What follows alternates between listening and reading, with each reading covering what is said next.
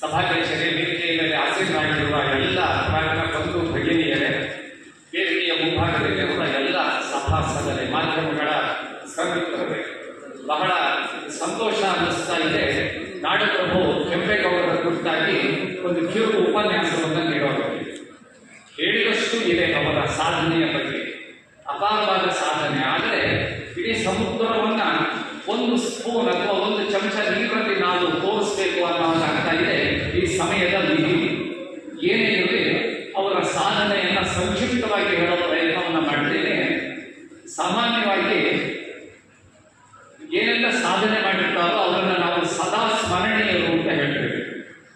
ಜನೋಪಕಾರವನ್ನ ಸಂಸ್ಕೃತದಲ್ಲಿ ಒಂದು ಹೇಳ್ತಾರೆ, ಪರೋಪಕಾರಾರ್ಥಂ ವಹಂತಿ ನದ್ಯಾಹ, ಪರೋಪಕಾರಾರ್ಥಂ ದುದಂತಿ ಗಾಯಃ, ಪರೋಪಕಾರಾರ್ಥಂ ಫಲಂತಿ ವೃಕ್ಷಾಃ, ಪರೋಪಕಾರಾರ್ಥಂ ಇದಂ ಶರೀರಂ ಅಂತ ಹೇಳಿದ್ದಾರೆ. ಪರೋಪಕಾರಾರ್ಥಂ ವಹಂತಿ ನದ್ಯಾಹ, ನದಿಗಳೆಲ್ಲವೂ ಪರೋಪಕಾರಕ್ಕಾಗಿ ಹರಿಯುತ್ತಂತೆ, ತನಗಾಗಿ ಅಲ್ಲ. ಪರೋಪಕಾರಕ್ಕಾಗಿ ದುಹಂತಿ ಗಾಯಃ, ಆಕಳುಗಳು ಹಾಲು ಕರೆಯೋದು ಎಮ್ಮೆಗಳು ಇನ್ನೊಬ್ಬರ ಉಪಕಾರಕ್ಕಾಗಿದೆ. ಪರೋಪಕಾರಾರ್ಥಂ ಫಲಂತಿ ವೃಕ್ಷ, ಇನ್ನೊಬ್ಬರ ಉಪಕಾರಕ್ಕಾಗಿ ಗಿಡಮರ ಬಳ್ಳಿಗಳು ಫಲವನ್ನ ಪುಷ್ಪವನ್ನ ಕೊಡ್ತಾ ಬಂದೆ. ಹಾಗಾಗಿ ಮನುಷ್ಯ ಪರೋಪಕಾರಕ್ಕೆ ನಿನ್ನ ಶರೀರವನ್ನು ಭಗವಂತ ಕೊಟ್ಟಿರುವುದು, ಅದನ್ನು ಇನ್ನೊಬ್ಬರ ಉಪಕಾರಕ್ಕೆ ಉಪಯೋಗಿಸುವಂತ ಉಪನಿಷತ್ ಕಾಲದಲ್ಲಿ ಹೇಳಿದ್ದಾರೆ. ಒಂದು ಚಪ್ಪಾಳೆಯನ್ನ ಅಂತವರಿಗೆ ಕೊಡ್ಕೊಳ್ಳ. ಇದನ್ನ ಎಲ್ಲರೂ ಹೇಳ್ತಾರೆ, ಎಲ್ಲರೂ ಪಾಲಿಸೋದನ್ನು ಆಗೋದಿಲ್ಲ.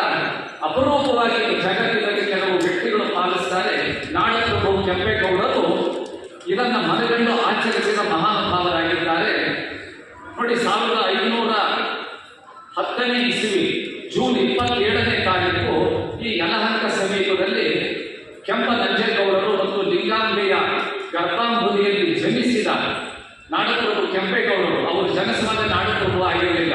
ಅವರ ಪೂರ್ವಿಕರು ವಿಜಯನಗರ ಸಂಸ್ಥಾನದ ಒಂದು ರೀತಿಯ ಸಾಮಂತರಾಗಿ ಪಾಳೆಗಾರಿಕೆಯನ್ನು ಮಾಡ್ತಾ ಇದ್ದವರಾಗಿದ್ದರು. ಅಂತಹ ಮಹಾನ್ ಕುಟುಂಬದಲ್ಲಿ ಜನಿಸಿದವರು ಪ್ರೇರಣೆಯನ್ನ ಹೇಗೆ ತಗೊಂಡ್ರು ಅಂತ ಹೇಳಿದ್ರೆ, ತನ್ನ 5ನೇ ವರ್ಷದಲ್ಲಿ, ಅಂದರೆ 1515ನೇ ಇಸವಿನಲ್ಲಿ, ಅವರಿಗೆ ಕೇವಲ 5 ವರ್ಷ, ತನ್ನ ತಂದೆಯ ಜೊತೆಗೆ ವಿಜಯನಗರದ ದಸರಾವನ್ನು ನೋಡೋದಕ್ಕೆ ಹೋಗಿದ್ರು. ಹಾಗೆ ಹೋದಾಗ ಆ ವಿಜಯನಗರದ ಬೀದಿಗಳಲ್ಲಿದ್ದ ಸಂಪದ್ಭರಿತ ಆ ರಾಜಧಾನಿಯನ್ನ ನೋಡಿ ಎಷ್ಟು ಚೆನ್ನಾಗಿದೆ ಅಂತ ಮನಸ್ಸಿನಲ್ಲಿ ಅಂದುಕೊಂಡು ಬಂದರು ತನ್ನ 5ನೇ ವರ್ಷದಲ್ಲಿ. ಆಮೇಲೆ ತನ್ನ 1529ನೇ ಇಸವಿ, ತನ್ನ 19ನೇ ವರ್ಷದಲ್ಲಿ ಅಚ್ಯುತರಾಯರ ಪಟ್ಟಾಭಿಷೇಕ ಮಹೋತ್ಸವಕ್ಕೆ ಪುನಃ ಅವರು ಹೋದರು ಹಂಪಿ ವಿಜಯನಗರಕ್ಕೆ. ಹಾಗೆ ಹೋದಾಗ ಅವ್ರು ಏನು ಅಂದ್ಕೊಂಡ್ರು ಅಂತಂದ್ರೆ, ನಾನು ಯಾಕೆ ನನ್ನ ಪ್ರದೇಶದಲ್ಲಿ ಒಂದು ಇಂತಹ ಊರನ್ನು ಕಟ್ಟಬಾರದು ಅಂತ ಅಂದ್ಕೊಂಡ್ರು. ನೋಡಿ, 5 ವರ್ಷಕ್ಕೆ ಅವರಿಗೆ ಪ್ರೇರಣೆ ಆಯಿತು. 19ನೇ ವರ್ಷಕ್ಕೇನೆ ಅವರಿಗೆ ಈ ರೀತಿಯ ಸಂಕಲ್ಪವನ್ನ ಮಾಡಿದ್ರು. ಅದರ ಮಧ್ಯದಲ್ಲಿ ಅವರು ಈಗಿನ ಹೆಸರುಘಟ್ಟ ಸಮೀಪದ ಪ್ರದೇಶಕ್ಕೆ ಹೋಗಿ ಅಲ್ಲಿ ತನ್ನ ಶಿಕ್ಷಣವನ್ನು ಪಡೆದಿದ್ರು. ಅದನ್ನು ಐಗೊಂಡನಹಳ್ಳಿ ಅಥವಾ ಐಗೊಂಡಾಪುರ ಅಂತ ಹೇಳ್ತಾರೆ. ಅಲ್ಲಿ 9 ವರ್ಷಗಳ ಕಾಲ ರಾಜ್ಯಶಾಸ್ತ್ರ, ಆಡಳಿತ ನೀತಿ ಮತ್ತು ಬೇರೆ ಬೇರೆ ವಿಚಾರಗಳು, ಅದರಲ್ಲಿ ಅನೇಕ ವಿಚಾರಗಳು, ಅದನ್ನು ಅವರು ಶಿಕ್ಷಣವನ್ನು, ಯುದ್ಧ ಕಲೆಯನ್ನು ಸಹ ಅವರು ಪಡ್ಕೊಂಡು ಬಂದವರಾಗಿತ್ತು. ಆ ದೃಢ ಸಂಕಲ್ಪ ಮಾಡೋದಕ್ಕೆ ಆ ಶಿಕ್ಷಣವೂ ಅವರಿಗೆ ಕಾರಣ ಆಯಿತು. ತದನಂತರದಲ್ಲಿ ಅವರು ಬೆಂಗಳೂರಿಗೆ ಬಂದು ವಿಜಯನಗರದ ಅಧಿಪತಿಗಳಾಗಿದ್ದ ಅಚ್ಯುತರಾಯರ ಅನುಮತಿಯನ್ನ ಪಡೆದು 1537ನೇ ಇಸವಿನಲ್ಲಿ ಆ ಬೆಂಗಳೂರಿನ ನಿರ್ಮಾಣದ ಸಂಕಲ್ಪವನ್ನು ಪ್ರಾರಂಭ ಮಾಡಿದರು. ನೊಗಕ್ಕೆ ಅಂತ ಕೆಲವರು ಹೇಳ್ತಾರೆ, ಕೆಲವು ಸಂಶೋಧಕರು ಎತ್ತಿನ ಬಂಡಿಗೆ ಅಂತ ಹೇಳ್ತಾರೆ.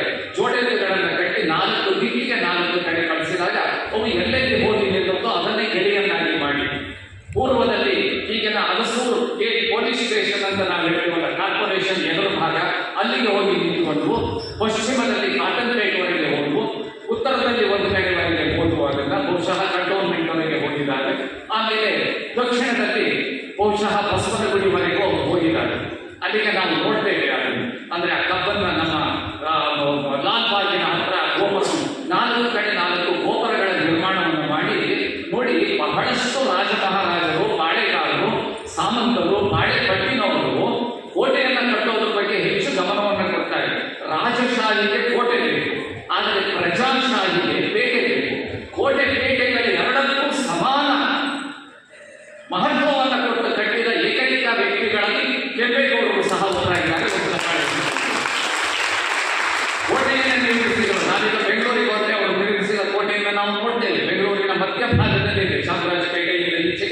ಮಾರುಕಟ್ಟೆಯಿಂದ ಆಚೆಗೆ ಕೋಟೆ ಹೈಸ್ಕೂಲ್ ಮೈದಾನ ಇದೆಯಲ್ಲ, ಕೋಟೆ ಹೈಸ್ಕೂಲ್ ಇದೆಯಲ್ಲ, ಅದರ ಹಿಂಭಾಗ ಲಕ್ಷ್ಮೀ ವೆಂಕಟೇಶ್ವರ, ಪ್ರಸನ್ನ ವೆಂಕಟೇಶ್ವರ ದೇವಸ್ಥಾನದ ಮುಂಭಾಗದಲ್ಲಿ ಆ ಕೋಟೆಯ ಈಗಿನ ಭಾಗವನ್ನು ನಾವು ನೋಡ್ತಾ ಇದ್ದೀವಿ. ಆದರೆ ಅದರ ಜೊತೆಗೆ 64 ವಿವಿಧ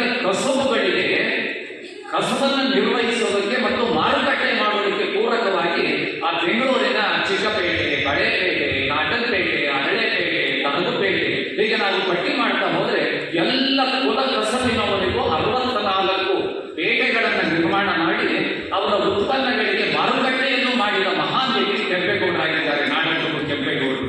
ಹಾಗಾಗಿ ನಾವು ಸಾಮಾನ್ಯವಾಗಿ ಏನು ಹೇಳ್ತೇವೆ ಅಂದರೆ, ಜನೋಪಕಾರಿ ಕಾರ್ಯವನ್ನು ಮಾಡಿದವರಿಗೆ ನಾವು ದೈವಾಧೀನರಾದರು, ವಿಧಿವಶರಾದರು, ನಿಧನರಾದರು, ಲಿಂಗೈಕ್ಯರಾದರು, ವೈಕುಂಠವಾಸಿಗಳಾದರು ಅಂತ ಹೇಳೋದಿಲ್ಲ, ಪುಣ್ಯಲೋಕವನ್ನು ಸೇರಿದವರು ಅಂತ ಹೇಳ್ತೇವೆ. ಅವರಿಗೆ ನಿಜವಾದ ಪುಣ್ಯಲೋಕ ಸಿಗುತ್ತೆ. ಅವರ ಪುಣ್ಯ ಖರ್ಚಾಗುವವರೆಗೂ ಅವರು ಪುಣ್ಯಲೋಕದಲ್ಲಿ ಇರ್ತಾರೆ. ಸ್ವರ್ಗ ಅಲ್ಲ, ಸ್ವರ್ಗ ಭೋಗ, ಲಕ್ಸುರಿ. ಪುಣ್ಯಲೋಕ ಸಾತ್ವಿಕ ಲೋಕ. ಆ ಭೋಗವನ್ನು ಮೀರಿದ ಸಾತ್ವಿಕ ಸ್ಥಿತಿ ಒಳಗಿರ್ತಾರಲ್ಲ, ಅದಕ್ಕೆ ಪುಣ್ಯಲೋಕ ಅಂತಾರೆ.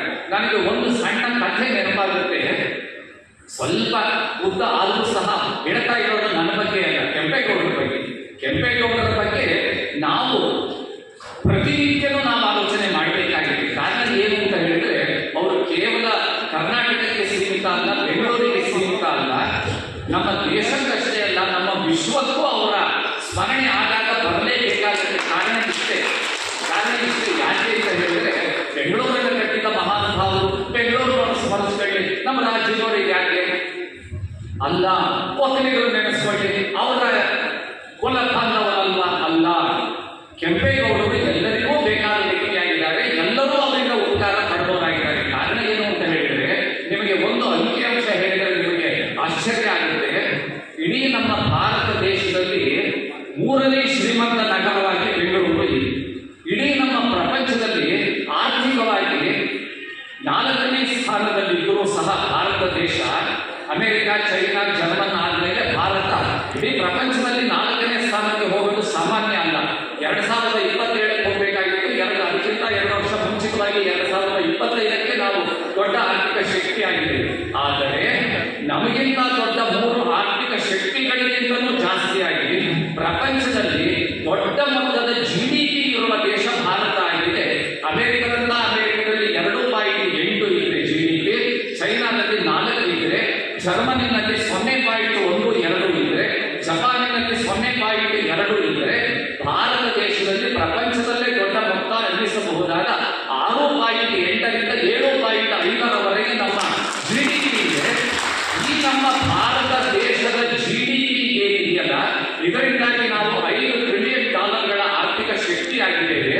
ಈ ಭಾರತ ದೇಶದ GDPಗೆ ವಾರ್ಷಿಕವಾಗಿ $1.4 ಬಿಲಿಯನ್ ಗಳಿಂದ $1.5 ಬಿಲಿಯನ್ ಗಳವರೆಗೆ, ಅಂದರೆ ಸರಾಸರಿಯಾಗಿ 15 ಲಕ್ಷ ಕೋಟಿ ರೂಪಾಯಿಯವರೆಗೆ GDPಯನ್ನು ಕೊಡ್ತಾ ಇರೋದು ಬೆಂಗಳೂರು ನಗರದ ಉದ್ಯಮಗಳಾಗಿವೆ. ಅಂತಹ ಬೆಂಗಳೂರು ನಗರ ಇಷ್ಟು ದೊಡ್ಡ GDP ಕೊಡ್ತಾ ನಮ್ಮ ಭಾರತದ ಆರ್ಥಿಕ ಶಕ್ತಿಯಲ್ಲಿ ದೊಡ್ಡ ಪಾತ್ರ ವಹಿಸ್ತಾ ಇರೋ ಬೆಂಗಳೂರಿನ ನಿರ್ಮಾಣ ಮಾಡಿದ ಕೆಂಪೇಗೌಡರನ್ನ ನಾವು ಎಲ್ಲರೂ ಭಾರತೀಯರು ನೆನೆಸಬೇಕಾಗಬೇಕು. ಹಾಗಾಗಿ ನಾನು ಇಂಥ ಅಂಕಿಅಂಶಗಳನ್ನು ಹೇಳಿದಾಗ ನಿಮಗೆ ಆಶ್ಚರ್ಯ ಆಗುತ್ತೆ. ಹಾಗಾಗಿ ನಾನು ಅಂತಹ ಮಹಾಪುರುಷರಿಗೆ ಸ್ವರ್ಗ ಅಲ್ಲ, ಅದಕ್ಕಿಂತ ಮೀರಿದ ಪುಣ್ಯ ಲೋಕ ಅಂತ ಹೇಳಿ ನೋಡಿ. ಒಮ್ಮೆ ನಮ್ಮ ಪುರಾಣದಲ್ಲಿ ಒಂದು ಕಥೆ ಬರುತ್ತೆ.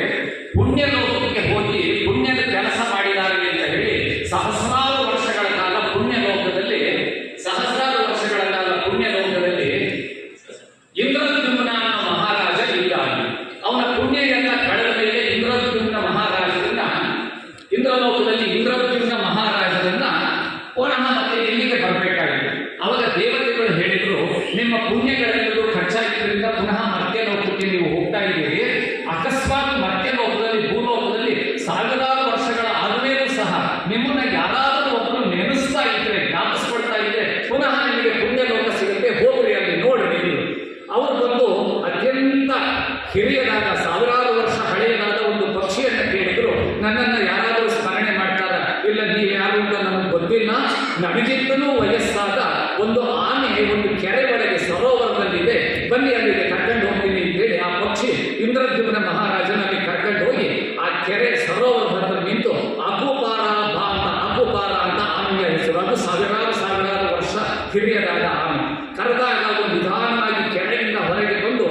ನೋಡಿದ ತಕ್ಷಣ ಅಯ್ಯೋ ಇಂದ್ರದ್ಯುಮ್ನ ಮಹಾರಾಜರು ಬಂದಿದ್ದೀರಾ, ನಮಸ್ಕಾರ ಅಂತ ಹೇಳಿ ಅವರು ಹೇಳಿದ್ರು ಆನೆ.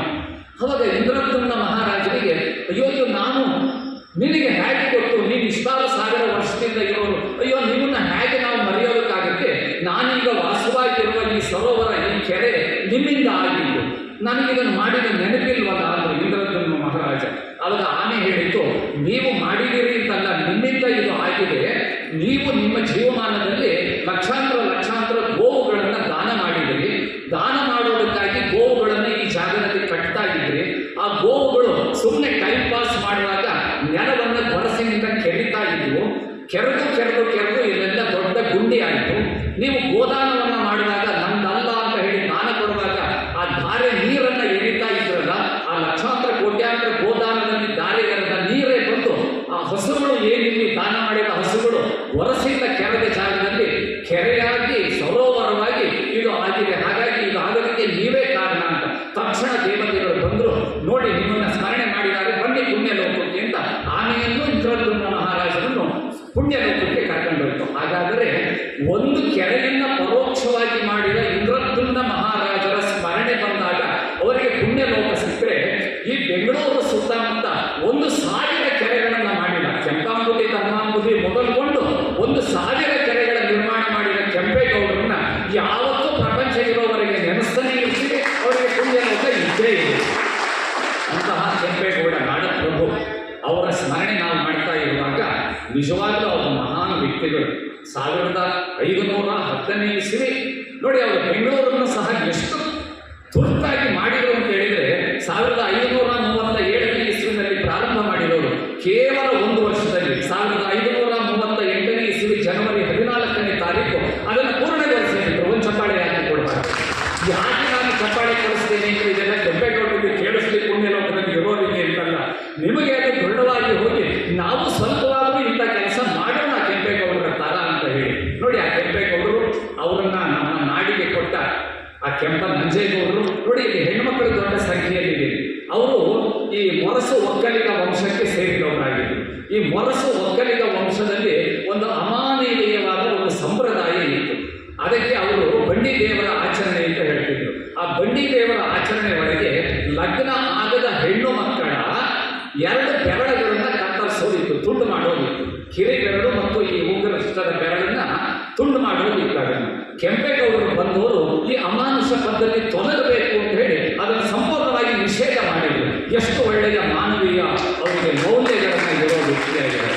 ನಾಡು ಪ್ರಭು ಯಾಕವರು ಅಂತ ಹೇಳಿದರೆ, ಕೋಟೆಯನ್ನು ರಾಜಶಾಹಿಗಾಗಿ ಪ್ರಜಾಶಾಹಿಗಾಗಿ ಈ ಒಂದು 64 ಪೇಟೆಗಳು ಅದೇ ಈಗ ಅಭಿವೃದ್ಧಿಯಾಗಿ ಬೆಂಗಳೂರು ಇಷ್ಟು ಬೆಳೆಯೋದಕ್ಕೆ ಕಾರಣ ಆಗಿದೆ. ಹಾಗಾಗಿ ಅಂತಹ ನಾಡಪ್ರಭು ಕೆಂಪೇಗೌಡರು ನೋಡಿ 5ನೇ ವರ್ಷಕ್ಕೆ ವಿಜಯನಗರದ ಸಂಪತ್ತನ್ನು ನೋಡಿ ಪ್ರೇರಿತರಾದವರು 19ನೇ ವಯಸ್ಸಿನಲ್ಲಿ ನಾನು ಹೇಳಿದ ಹಾಗೆ ಅವರ 1529ರಲ್ಲಿ ನಾಡನ್ನು ಕಟ್ಟೋದಕ್ಕೆ ಸಂಕಲ್ಪ ಮಾಡಿದವರು, 37ರಲ್ಲಿ ಆರಂಭ ಮಾಡಿದವರು, 38ನೇ ಇಸ್ವಿ 1538 1900 ಅಲ್ಲ ತಿಳ್ಕೊಳ್ಬೇಕು ಮಾಡಿದ ನಾಡಪ್ರಭು ಕೆಂಪೇಗೌಡರು ಬೇಕಾದಷ್ಟು ಕೆಲಸ ಮಾಡಿದ್ದಾರೆ. ನನ್ನ ಸಮಯದ ಮಿತಿನಲ್ಲಿ ಹೇಳ್ತಾ ಹೋದರೆ ಇನ್ನೂ ತುಂಬ ಹೇಳ್ಬೋದು, ಬೇಕಾದಷ್ಟು ಇದೆ ಅವರನ್ನು. ಮತ್ತು ಅವರಿಗೆ ಸಾಹಿತ್ಯಾಸಕ್ತಿಯೂ ಇತ್ತು. ಅವರು ಕನ್ನಡ ಮಾತೃಭಾಷಿಕರಾದರೂ ಅವರ ಪೂರ್ವಿಕರು ಬಹುಶಃ ಕಂಚಿಯಲ್ಲಿ ಇತ್ತು. ಮತ್ತೆ ಅಂದರೆ ಮೂಲ ಕನ್ನಡವರೇನೆ ಕಂಚಿ ಕಡೆ ತಮಿಳುನಾಡಿಗೆ ಹೋಗಿದ್ರು, ಮತ್ತೆ ಬಂದಾಗ ಕೆಲವು ಸಮಯ ಅವರು ಯಲಹಂಕದ ಹತ್ತಿರ ಬರುವಾಗ ಕೋಲಾರದ ಸಮೀಪದಲ್ಲಿ ಇದ್ದರು. ಹಾಗಾಗಿ ತೆಲುಗು ಅವರಿಗೆ ಬರ್ತಾ ಇತ್ತು. ಹಾಗಾಗಿ ಅವ್ರು ಏನು ಮಾಡಿದರು ಅಂತಂದರೆ ತೆಲುಗು ಭಾಷೆ ಒಳಗೆ ಗಂಗಾ ಗೌರಿ ಸಲ್ಲಾಪಂ ಅಂತ ಹೇಳಿ ಒಂದು ಯಕ್ಷಗಾನ ಪ್ರಸಂಗವನ್ನು ಬರೆದಿದ್ದಾರೆ. ಅದು ನಿಮಗೆ ನೋಡೋದಕ್ಕೆ ಸಿಗುತ್ತೆ. ಅದು ಕೂಚುಪಡಿ ನೃತ್ಯ ಶೈಲಿಯಲ್ಲಿ ಆ ಯಕ್ಷಗಾನವನ್ನು ಇವತ್ತಿಗೂ ಮಾಡ್ತಾರೆ. ಆ ಕೂಚುಪಡಿ ನೃತ್ಯ ಶೈಲಿ ಒಳಗೆ ನಮ್ಮ ಶ್ರೀಕೃಷ್ಣ ವೈಭವ, ಭಾಮ, ಕಲಾಪ, ಮಂಡೂಕ ಶಪಥಂ ಅಂತೆಲ್ಲ ಮಾಡ್ತಾರಲ್ಲ, ಅದೇ ಥರ ಆ ಒಂದು ಯಕ್ಷಗಾನವನ್ನು ಸಹ ಅದು ಕೆಂಪೇಗೌಡರು ರಚನೆ ಮಾಡಿದರು. ಅದು ಬಹುಶಃ ಮುಂದಿನ ಸಲ ಆಗುವಾಗ ಅದನ್ನು ಕಲ್ತುಕೊಂಡು ಬಂದು ಇಲ್ಲಿ ಮಾಡೋದಕ್ಕೆ ವ್ಯವಸ್ಥೆ ಮಾಡಿದರೆ ಜಿಲ್ಲಾಡಳಿತ ಚೆನ್ನಾಗಿ ಅಂತ ನಾನು ಅಂತೇಳಿ ಸಿಗುತ್ತೆ ನಿಮಗೆ. ನೋಡಿ, ಅಂತಹ ನಾಡಪ್ರಭು ಕೆಂಪೇಗೌಡರು ಮಾಡಿರುವ ಕೆಲಸ ಬೇಕಾದಷ್ಟಿದೆ. ನಾವು ಎಲ್ಲೋ ಕೆಂಪೇಗೌಡ ಅಂತಾರಾಷ್ಟ್ರೀಯ ವಿಮಾನ ನಿಲ್ದಾಣದಲ್ಲಿ 108 ಅಡಿಗಳ ಕಂಚಿನ ಪ್ರತಿಮೆಯನ್ನು ಅವರು ಮಾಡಿ ನಿಂತಿವೆ ಅಂತ ಅಂದಮೇಲೆ ಮುಗಿತ ನಾವು ಅವರಿಗೆ ಗೌರವ ಕೊಟ್ಟವೆ ಅಂತಲ್ಲ. ಆ ಗೌರವ ಕೊಟ್ಟಿದ್ದು ಸಾರ್ಥಕ ಆಗಬೇಕಂತಂದ್ರೆ ಕೆಂಪೇಗೌಡರನ್ನ ಪ್ರತಿನಿತ್ಯ ಸ್ಮರಣೆ ಮಾಡಬೇಕು. ಬರೀ ಸ್ಮರಣೆ ಮಾಡೋದಲ್ಲ, ಮಹಾನ್ ವ್ಯಕ್ತಿಗಳ ಸ್ಮರಣೆ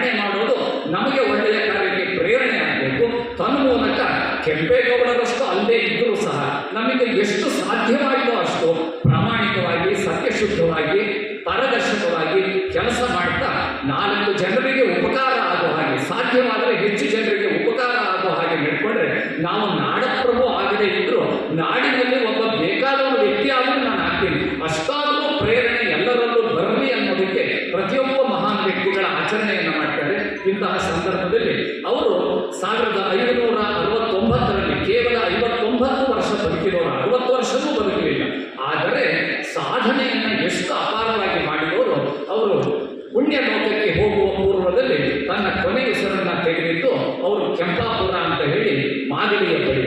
ನೋಡಿ, ಅಂತ ಮಹಾನ್ ವ್ಯಕ್ತಿಗೂ ಒಂದೊಂದು ಸಲ ಹೇಗೆ ಬರುತ್ತೆ ಅಂದರೆ, ಅವರ ಸಮೀಪದಲ್ಲಿದ್ದ ಪಾಳೆಯಗಾರರಲ್ಲೇ ಕೆಲವರಿಗೆ ಅವರ ಸಾಧನೆಯನ್ನು ನೋಡಿ ಹೊಟ್ಟೆಗಿಚ್ಚು ತಡೆಯಲಾರದೆ ಅಚ್ಯುತರಾಯರಿಗೆ ದೂರನ್ನು ಕಳಿಸಿ 5 ವರ್ಷ ವಿಜಯನಗರದಲ್ಲಿ ಅವರು ಸೆರೆಮನೆಯಲ್ಲಿ ಇರಬೇಕಾಯಿತು.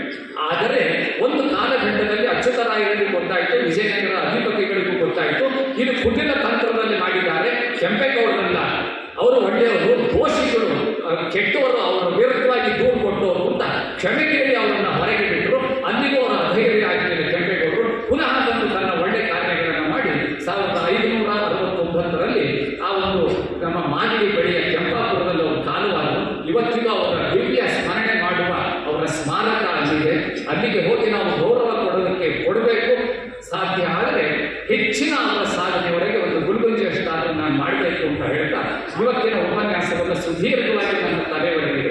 ನನಗೆ ಯಾವ ಹೊತ್ತಲ್ಲಿ ಯಾರ ಬಗ್ಗೆ ಮಾತಾಡೋದಕ್ಕೆ ಕರೆದನ್ನು ತಲೆವರೆಗಿರೋದು ಹೊರಗೆ ಬರ್ತಾ ಇರುತ್ತೆ, ಏನು ಕಷ್ಟ ಆಗೋದ್ರಿಂದ ನನಗೆ ಇದಕ್ಕಿದ್ದ ಹಾಗೆ